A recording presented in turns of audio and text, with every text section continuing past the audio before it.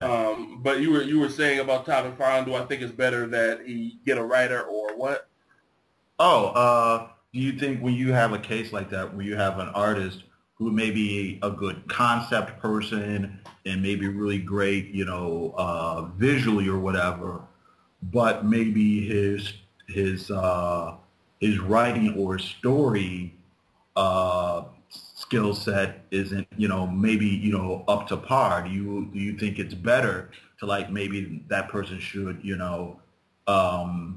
hook up with somebody else who's, better on that end as far as scripting and things like that? Or do you think, it's better for that person to just keep at it, until he kind of gets better on that level, just so we can still say, well, okay, this is artistically pure, this is my vision and, it's my thing. Do you see value in one thing over the other or not really, or? I think it's kind of a crapshoot. Hmm. I feel that within the comics business, that you're really taking a chance, and maybe there's a history to Tom McFarlane that I'm unaware of. Hmm. But in lieu of that, if you're taking a chance on an artist being a writer, and that writer hasn't proven himself on other things, then you get what you get. Uh, Okay. you know, uh, going back to David Finch for a moment, um, he wasn't a proven writer, Sure. and the irony of having someone untried on maybe the most recognizable hero ever, Uh-huh. I think it's a huge gamble. Okay. Now, sometimes you can hit gold.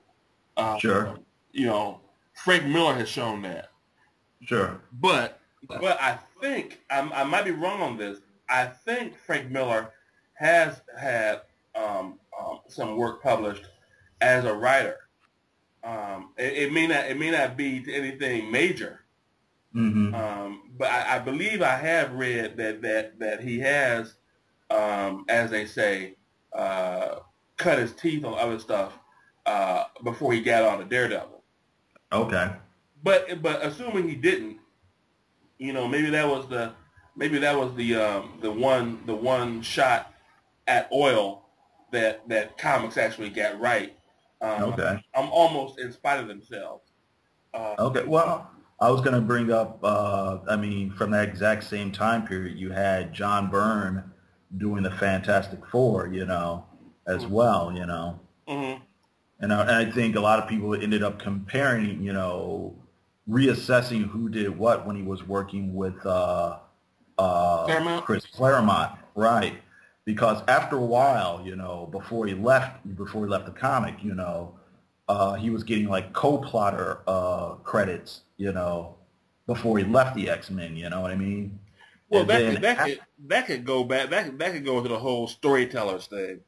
right, right, Where you have the writer, and you have the artist who is essentially the director. uh-huh, Where that term can technically be used, even if they're not adding anything substantively to the story in a written context. okay, okay. I think, well, I mean, I was just gonna say though, I think there was a noticeable shift though with the type of stories that were being told in the X-Men, with certain artists were and weren't on the title. I Hmm. mean, after he left, Dave Cockrum came back, Hmm. and things were kind of, pretty much the same. But afterwards, the plots, the stories in X-Men started getting more and more character heavy with, after Chris Claremont started working with like Paul Smith and really John Romita Jr. You know what I mean? It became less and less action oriented and less big crazy ideas and more little character pieces and things like that. Well, And I don't really, I can't really speak to that too much because I thought okay, when I look back on the essentials that I bought that had like uh, maybe the first dozen to 14 issues of X-Men, uh, uh, I found them to be pretty much boring. okay, okay, It was they came across to me, and this is probably coming across like a bit of an oxymoron, but I think they were like bad soap operas, okay. and Well, so I don't know. okay.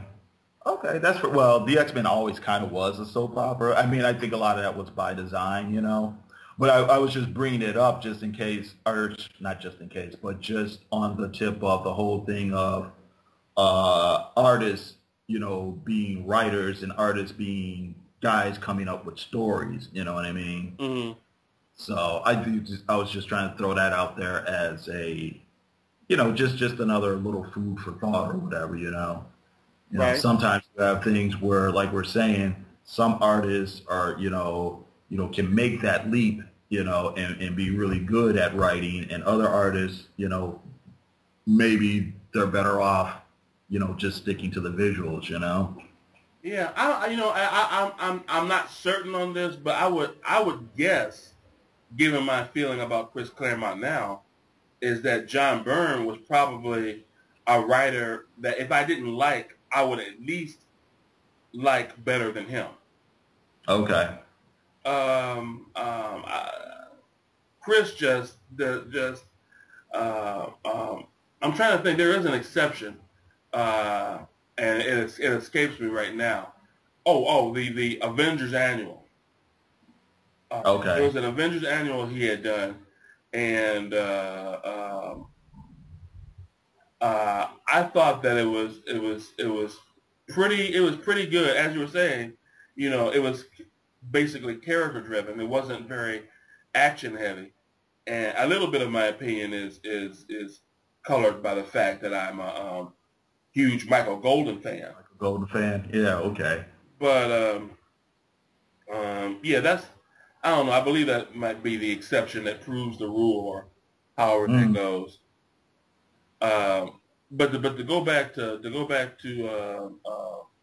Todd McFarlane specifically, uh, I don't know. I would imagine because I haven't read that many things about him Hmm. review wise, but Okay. I would imagine that you have probably just as many folks that are complimentary um, um, to what he has written Uh-huh.